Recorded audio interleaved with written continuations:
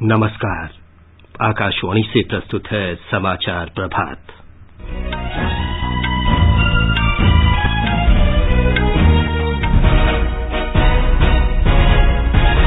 प्रधानमंत्री नरेंद्र मोदी ने विद्यार्थियों का आह्वान किया कि परीक्षा से डरना नहीं बल्कि इसे उत्सव की तरह लेना चाहिए।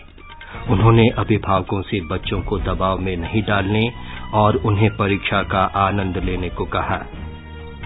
प्रधानमंत्री देश में कोरोना संक्रमण और कोविड टीकाकरण की स्थिति की समीक्षा के लिए आज शाम सभी मुख्यमंत्रियों के साथ बैठक करेंगे। श्री मोदी ने कोविड का दूसरा टीका लगवाया। केंद्र सरकार ने महाराष्ट्र, पंजाब और दिल्ली से कोविड टीकाकरण अभियान में तेजी लाने के लिए तुरंत आवश्यक कार्रवाई करने को कहा। देश में अब तक 9 करोड़ से अधिक कोविड टीके लगाए गए।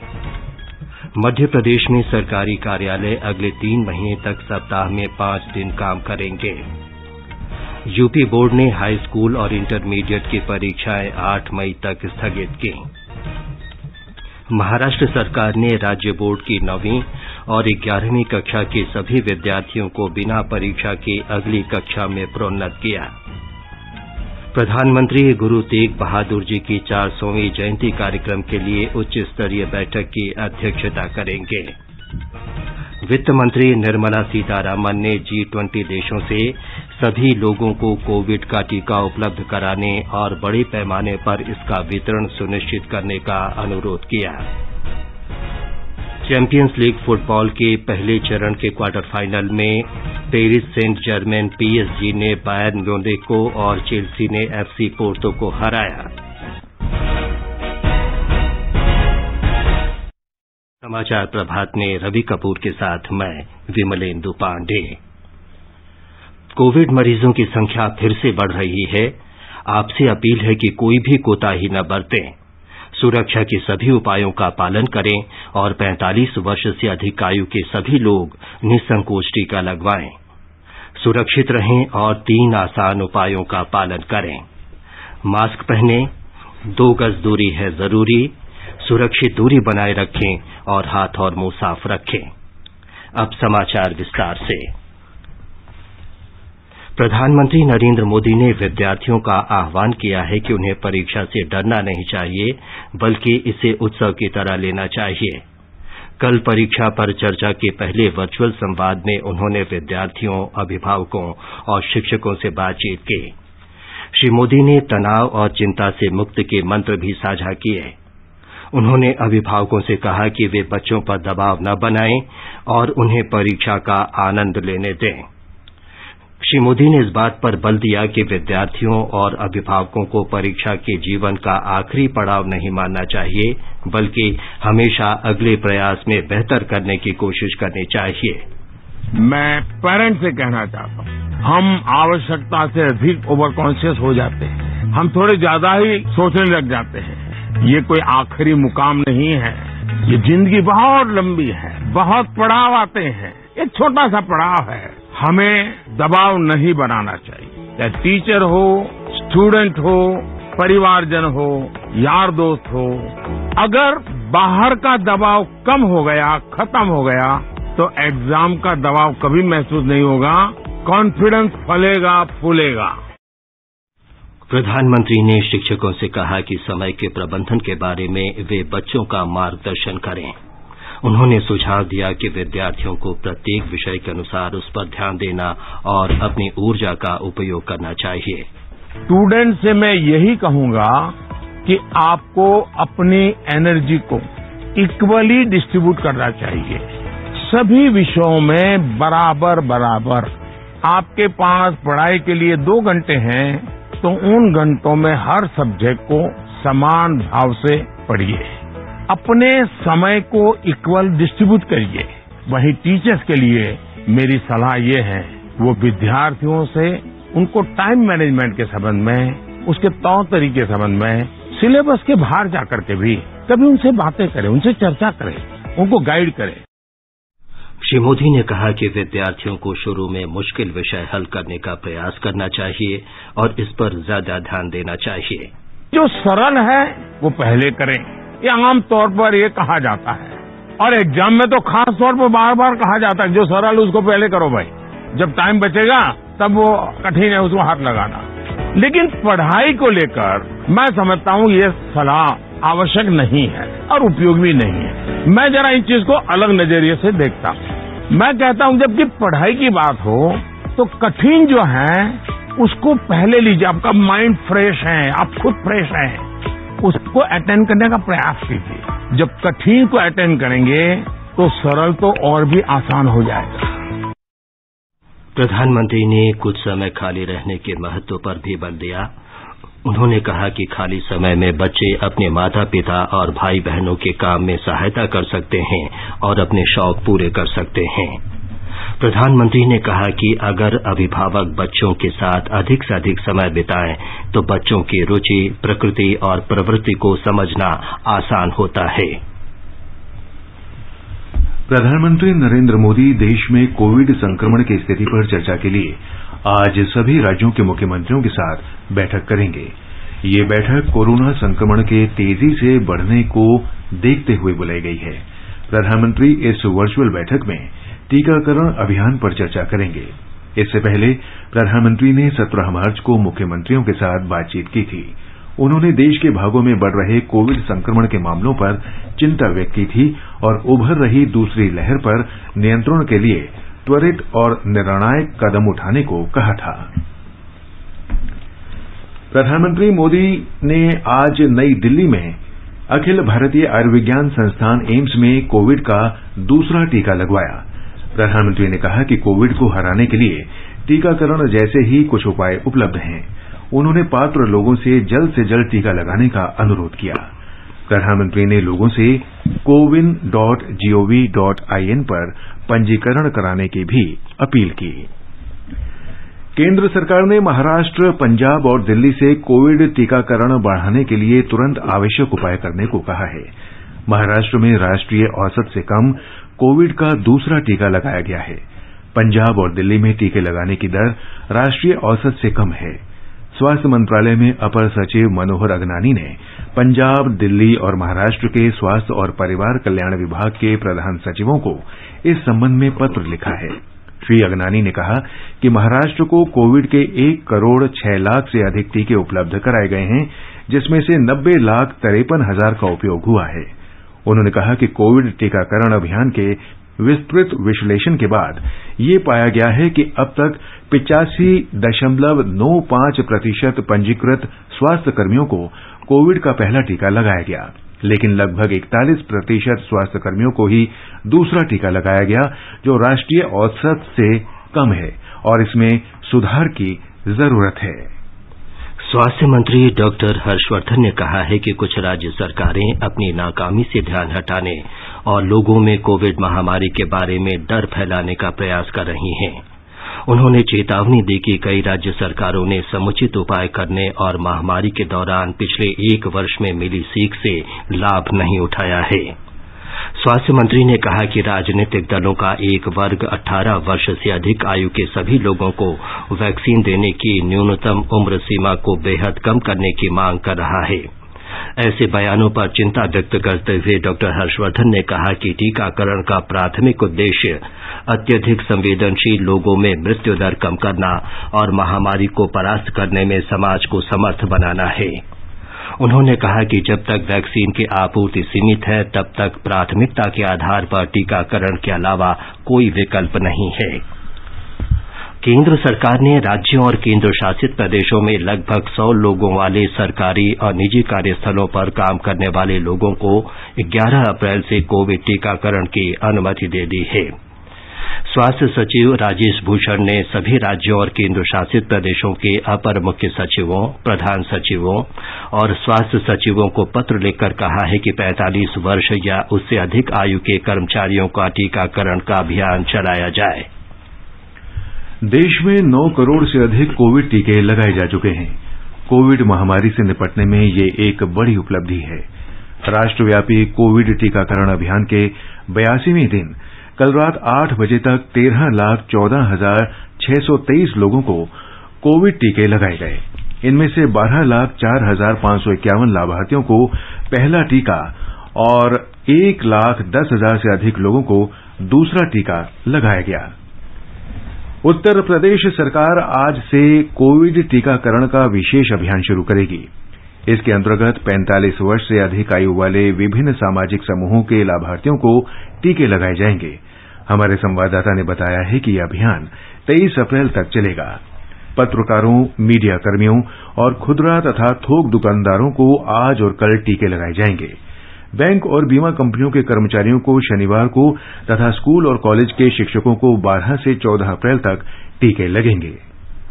मध्य प्रदेश में सभी सरकारी कार्यालय अगले 3 महीने तक सप्ताह में 5 दिन सोमवार से शुक्रवार तक काम करेंगे। बढ़ते कोरोना संक्रमण के कारण मुख्यमंत्री शिवराज सिंह चौहान की अध्यक्षता में उच्च स्तरीय बैठक में यह निर्णय किया गया।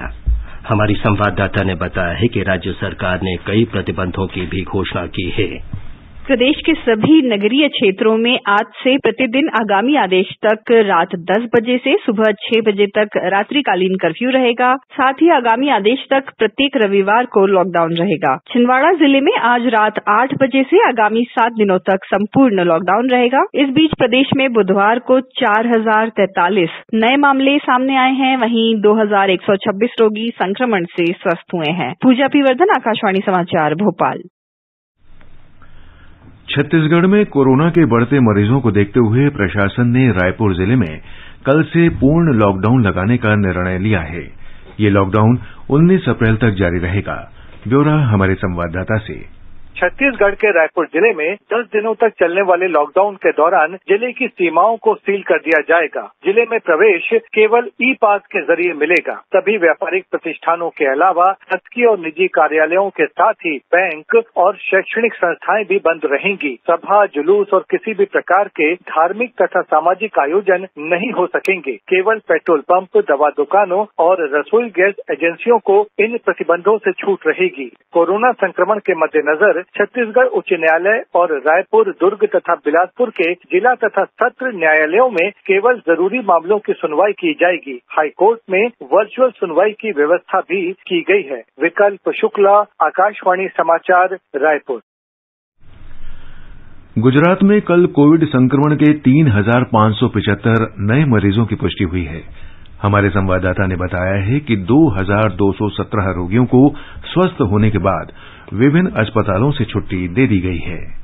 गुजरात में संक्रमण के सबसे अधिक 804 नए मामले कल अहमदाबाद में दर्ज हुए, जबकि सूरत में 621 मामले सामने आए। राज्य में अब तक कुल 3,05,149 मरीज कोविड-19 से ठीक हो चुके हैं। गुजरात में इस वक्त सक्रिय मामलों की संख्या 18,684 है, जिसमें से 175 मरीजों को वेंटिलेटर पर रखा गया है। इस बीच गुजरात में अब तक कुल 80,61,290 लोगों को कोविड-19 के खिलाफ टीके लगाए जा चुके हैं, जिसमें से 1,75,660 टीके कल एक ही दिन में लगाए गए। अहमदाबाद नगर निगम ने शहर के विभिन्न अस्पतालों में नए 2,700 कोविड बेड का इजाफा किया है। संक्रमण के नए मामले सामने आने के बाद अहमदाबाद के 42 क्षेत्रों को माइक्रो कंटेनमेंट क्षेत्र घोषित किया गया है। योगेश पंड्या, आकाशवाणी समाचार, अहमदाबाद। झारखंड में राज्य सरकार के नए दिशा निर्देश आज से लागू हो रहे हैं। सभी स्कूलों, कॉलेजों, शैक्षणिक संस्थानों, कोचिंग संस्थानों, जिमों और पार्कों को बंद करने के झारखंड सरकार द्वारा जारी किए गए कोविड-19 संबंधी प्रतिबंध और दिशा निर्देश आज से इस महीने के अंत तक प्रभावी हो जाएंगे। सभी स्कूल बंद रहेंगे। केवल 10वीं और 12वीं की बोर्ड परीक्षाओं में बैठने वाले छात्रों को अपने माता पिता की सहमति से ऑफलाइन कक्षाओं में भाग लेने की अनुमति दी गई है। सार्वजनिक स्थानों, दुकानों, मॉल और बाजारों को शाम 8 बजे के बाद बंद करने का आदेश दिया गया है। सभी स्थानों के लिए मास्क अनिवार्य कर दिया गया है और सार्वजनिक रूप से मास्क का उपयोग न करने पर जुर्माना लगाया गया है। दुकानों, मॉल, रेस्टोरेंट को नो मास्क नो एंट्री नियम का सख्ती से पालन करने का निर्देश दिया गया है। रेस्टोरेंट, बैंक्वेट और मैरिज हॉल को केवल 50% बैठने की क्षमता के साथ संचालित करने की अनुमति है। किसी भी जुलूस, प्रदर्शन, मेले जैसे आयोजनों पर पूरी तरह से प्रतिबंध लगा दिया गया है। शिल्पी, आकाशवाणी समाचार, रांची। उत्तर प्रदेश बोर्ड के हाई स्कूल और इंटर की परीक्षाएं अब 8 मई से शुरू होंगी। माध्यमिक शिक्षा बोर्ड ने कल इस संबंध में घोषणा की। ये परीक्षाएं पहले 24 अप्रैल से शुरू होनी थीं, लेकिन राज्य में 3 स्तरीय पंचायत चुनावों के मद्देनजर इन्हें फिलहाल स्थगित कर दिया गया है। महाराष्ट्र सरकार ने कोविड के वर्तमान हालात को देखते हुए 9वीं और 11वीं कक्षा के बोर्ड के सभी विद्यार्थियों को बिना किसी परीक्षा के पास कर दिया है। ब्यौरा हमारे संवाददाता से। महाराष्ट्र सरकार ने कक्षा 1 से कक्षा 8 तक के छात्रों को अगली कक्षा में पदोन्नत करने के निर्णय के कुछ दिनों बाद राज्य की शिक्षा मंत्री वर्षा गायकवाड़ ने कल सूचित किया कि कक्षा 9 और 12 के छात्रों को भी अगले स्तर पर पदोन्नत किया जा रहा है। उन्होंने कहा कि कोविड-19 महामारी के कारण वर्तमान असाधारण स्थिति का जायजा लेने के बाद ये निर्णय लिया गया है। गायकवाड़ ने कहा कि शिक्षा विभाग छात्रों को 10वीं और 12वीं की बोर्ड परीक्षा में बैठने के लिए तैयार करने के लिए विभिन्न कार्यक्रम करेगा। इस बीच बृहन मुंबई नगर निगम ने सप्ताहांत के लॉकडाउन के दौरान प्रतियोगी परीक्षाओं के लिए उपस्थित होने वाले छात्रों की आवश्यक आवाजाही को अनुमति दी है। कल जारी एक आदेश में बीएमसी आयुक्त इकबाल सिंह चहल ने कहा कि सप्ताहांत लॉकडाउन के दौरान परीक्षा हॉल टिकट को वैध माना जाएगा और एक अभिभावक और माता पिता को छात्रों के साथ जाने की अनुमति दी जाएगी। कुणाल शिंदे, आकाशवाणी समाचार, मुंबई। ओडिशा सरकार ने कोविड के बढ़ते रोगियों को देखते हुए आज से कक्षा 9 और 11 के विद्यार्थियों के लिए कक्षाएं निलंबित कर दी हैं। हालांकि कक्षा 10 और 12 के विद्यार्थियों के लिए 25 अप्रैल तक कक्षाएं चलती रहेंगी। हमारे संवाददाता ने बताया है कि इस दौरान कोविड मानकों का कड़ाई से पालन करना होगा। कोविड संक्रमण के बढ़ते मामलों को देखते हुए राज्य सरकार ने कोविड पर रोक लगाने के कई उपाय किए हैं। राज्य के 10 जिलों में रात्रि कर्फ्यू पहले ही लगाया जा चुका है। पुलिस प्रशासन ने राज्य में कोविड उपायों को लागू करने का 10 दिन का अभियान शुरू किया है। सीमावर्ती जिलों से आने वाले लोगों, विशेष रूप से छत्तीसगढ़ से लोगों की आवाजाही पर निगरानी रखी जा रही है। कोविड से सर्वाधिक प्रभावित राज्यों के लोगों के लिए पुरी में मंदिरों में दर्शन के वास्ते कोविड निगेटिव रिपोर्ट लाना अनिवार्य कर दिया गया है। इस बीच राज्य में कल 791 लोगों में संक्रमण की पुष्टि हुई। भुवनेश्वर से जीसी दास की रिपोर्ट के साथ समाचार कक्ष से शशिभूषण त्रिपाठी। आकाशवाणी के समाचार सेवा प्रभाग के फोन इन कार्यक्रम में भाग लेते हुए लेडी हार्डिंग मेडिकल कॉलेज के डॉक्टर राजेंद्र के धमीजा ने लोगों को कोविड संबंधित दिशा निर्देशों के अनुरूप व्यवहार अपनाने को कहा। वैक्सीन और कोविड अप्रोप्रिएट बिहेवियर, जिसमें सैनिटाइजेशन, मास्किंग और डिस्टेंसिंग, ये 3 जो हैं बहुत जरूरी हैं और अगर हम इनका कड़ाई से पालन करें, सेल्फ डिसिप्लिन लेकर, तभी हम कोरोना से बच सकते हैं। अगर जरूरी नहीं है तो घर से बाहर ना निकलें, भीड़ वाली जगह पर बिल्कुल ही नहीं जाएं और ये जो ड्रिल्स हैं सैनिटाइजिंग की, मास्किंग की और डिस्टेंसिंग की, ये सब हम लोगों को पता है, लेकिन हमें अपने बिहेवियर को चेंज करना है और इस ड्रिल को पालन करना है, इस ड्रिल को अपनाना है। ये समाचार आकाशवाणी से प्रसारित किए जा रहे हैं। माँ कब आएगा? अभी आएगा। अरे बोलो ना माँ, कब आएगा? बोला ना, अभी आ जाएगा। ये ले, आ गया कुआं। अरे कुआं नहीं माँ, हमारे घर नल से जल कब आएगा? नल से? अरे गुड्डी, बहुत जल्दी आएगा पानी। जल जीवन मिशन आ चुका है। हम 1 कदम उठाएंगे तो सरकार 10 कदम उठाएगी। सच? तुम्हारे मुंह में घी शक्कर। घी शक्कर नहीं माँ, स्वच्छ जल। 2024 तक देश के सभी 19 करोड़ घरों में पहुंचेगा पीने का साफ पानी। अब होगा हर घर जल। जल जीवन मिशन, जल शक्ति मंत्रालय, भारत सरकार। समाचार प्रभात में आपका फिर स्वागत है। आगे बढ़ने से पहले एक नजर मुख्य समाचारों पर। प्रधानमंत्री नरेंद्र मोदी ने विद्यार्थियों का आह्वान किया, परीक्षा से डरना नहीं बल्कि इसे उत्सव की तरह लेना चाहिए।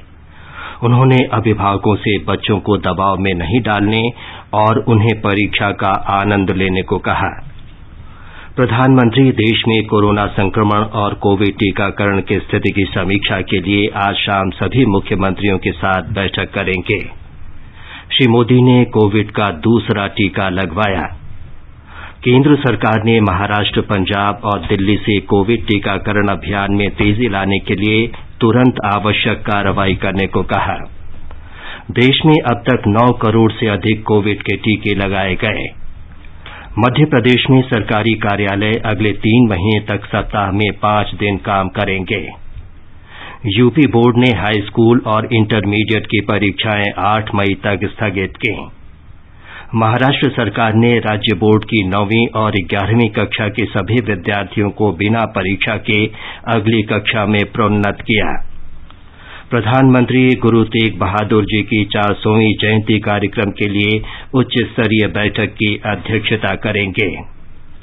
वित्त मंत्री निर्मला सीतारामन ने G20 देशों से सभी लोगों को कोविड का टीका उपलब्ध कराने और बड़े पैमाने पर इसका वितरण सुनिश्चित करने का अनुरोध किया। और चैंपियंस लीग फुटबॉल के पहले चरण के क्वार्टर फाइनल में पेरिस सेंट जर्मन PSG ने बायर्न म्यूनिख को और चेल्सी ने FC पोर्तो को हराया।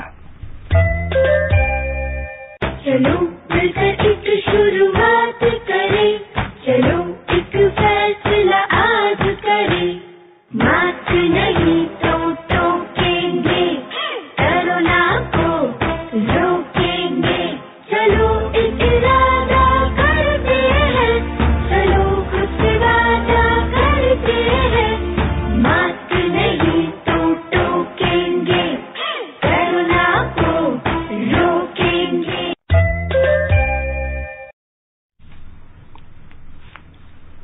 प्रधानमंत्री नरेंद्र मोदी वीडियो कॉन्फ्रेंस के माध्यम से गुरु तेग बहादुर की 400वीं जयंती समारोह मनाने के लिए गठित उच्च स्तरीय समिति को आज संबोधित करेंगे। बैठक में गृहमंत्री अमित शाह भी भाग लेंगे। बैठक में इस विशेष अवसर को मनाने के लिए वर्ष भर चलने वाले कार्यक्रमों पर चर्चा की जाएगी। उच्च स्तरीय बैठक का गठन केंद्र सरकार द्वारा पिछले वर्ष 24 अक्टूबर को जयंती समारोह की कार्य योजनाएं तैयार करने के लिए किया गया था। इस समिति में 70 सदस्यों के साथ अध्यक्ष के रूप में प्रधानमंत्री भी शामिल हैं। प्रधानमंत्री नरेंद्र मोदी और सेशल्स के राष्ट्रपति वावेल रामकालावन आज वर्चुअल माध्यम से सेशल्स में विभिन्न भारतीय परियोजनाओं का संयुक्त रूप से शुभारंभ करेंगे। इसके अंतर्गत मजिस्ट्रेट न्यायालय के नए भवन का उद्घाटन किया जाएगा तथा सेशल्स तट रक्षक को तीव्र गश्ती पोत सौंपा जाएगा।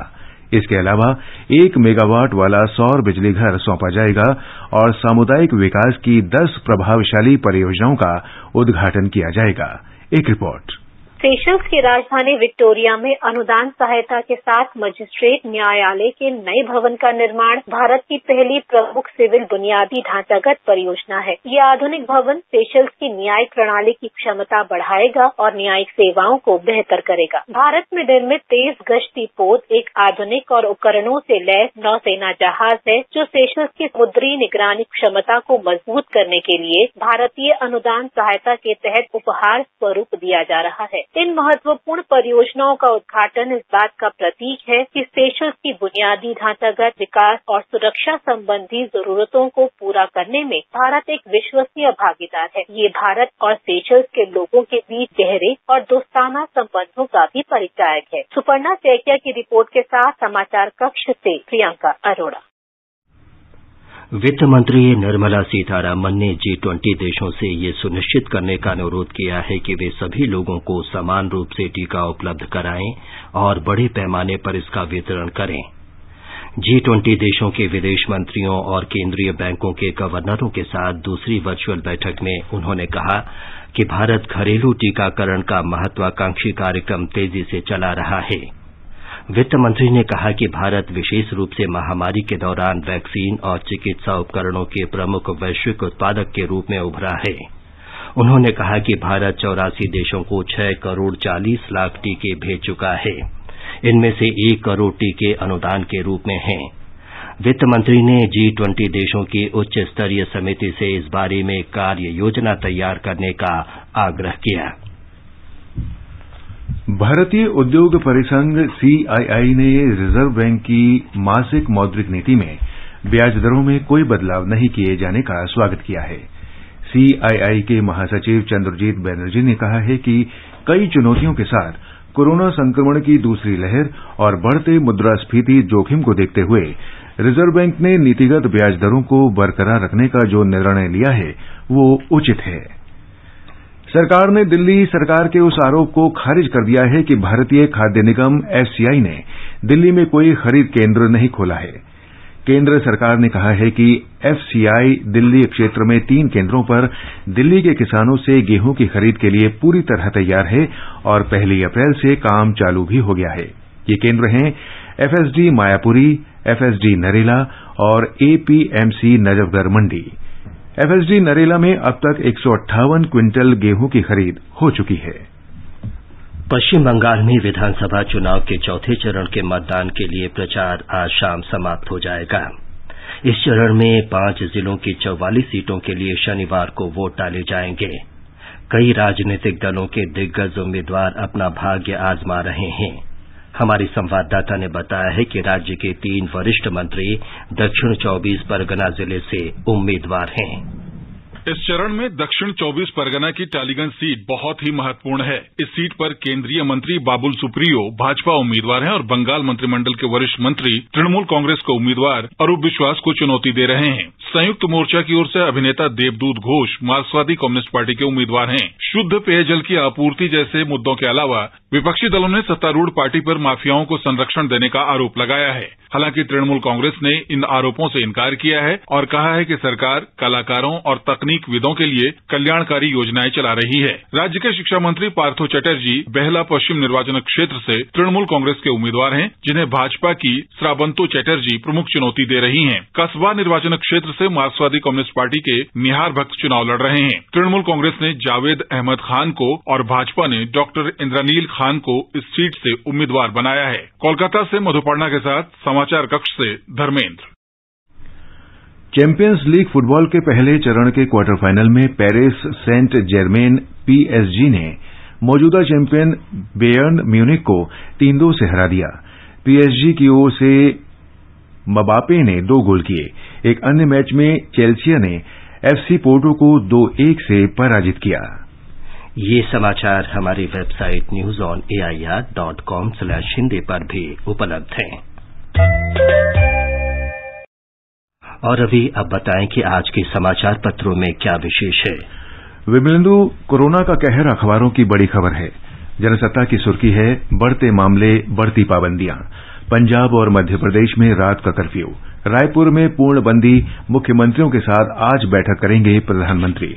राष्ट्रीय सहारा का कहना है संक्रमण और टीकाकरण में भारत नंबर 1, 24 घंटे में 1.25 लाख नए मरीज, 677 की मौत। राष्ट्रीय दैनिक लोकसत्य ने दिल्ली उच्च न्यायालय के हवाले से सुर्खी दी है गाड़ी में अकेले होने पर भी मास्क जरूरी। देश में कोरोना के मरीज 8 लाख के पार। भारतीय रिजर्व बैंक की मौद्रिक नीति पर अमर उजाला लिखता है रिजर्व बैंक ने 5वीं बार नहीं बदली ब्याज दरें। होम लोन और कार लोन की किस्तें यथावत। 4% रेपो रेट को बरकरार रखा। 10.5% आर्थिक वृद्धि दर रहने का अनुमान। हिंदुस्तान की सुर्खी है मोबाइल वॉलेट की सीमा 2 लाख रुपए हुई। डिजिटल पेमेंट बैंक की मांग पर रिजर्व बैंक ने लिया अहम फैसला। दैनिक ट्रिब्यून का कहना है कोरोना के बीच अर्थव्यवस्था को प्रोत्साहन की कवायद। 1 लाख करोड़ रुपए के सरकारी बॉन्ड खरीदने की तैयारी। एसी और एलईडी लाइट के लिए 6,238 करोड़ रुपए की प्रोत्साहन योजना। अंत में मुख्य समाचार एक बार फिर। प्रधानमंत्री नरेंद्र मोदी ने विद्यार्थियों का आह्वान किया, परीक्षा से डरना नहीं बल्कि इसे उत्सव की तरह लेना चाहिए। उन्होंने अभिभावकों से बच्चों को दबाव में नहीं डालने और उन्हें परीक्षा का आनंद लेने को कहा। प्रधानमंत्री देश में कोरोना संक्रमण और कोविड टीकाकरण की स्थिति की समीक्षा के लिए आज शाम सभी मुख्यमंत्रियों के साथ बैठक करेंगे। श्री मोदी ने कोविड का दूसरा टीका लगवाया। केंद्र सरकार ने महाराष्ट्र, पंजाब और दिल्ली से कोविड टीकाकरण अभियान में तेजी लाने के लिए तुरंत आवश्यक कार्रवाई करने को कहा। देश में अब तक 9 करोड़ से अधिक कोविड के टीके लगाए गए। मध्य प्रदेश में सरकारी कार्यालय अगले 3 महीने तक सप्ताह में 5 दिन काम करेंगे। यूपी शिक्षा बोर्ड ने हाई स्कूल और इंटरमीडिएट की परीक्षाएं 8 मई तक स्थगित की। महाराष्ट्र सरकार ने राज्य बोर्ड की 9वीं और 11वीं कक्षा के सभी विद्यार्थियों को बिना परीक्षा के अगली कक्षा में प्रोन्नत किया। प्रधानमंत्री गुरु तेग बहादुर जी की 400वीं जयंती कार्यक्रम के लिए उच्च स्तरीय बैठक की अध्यक्षता करेंगे।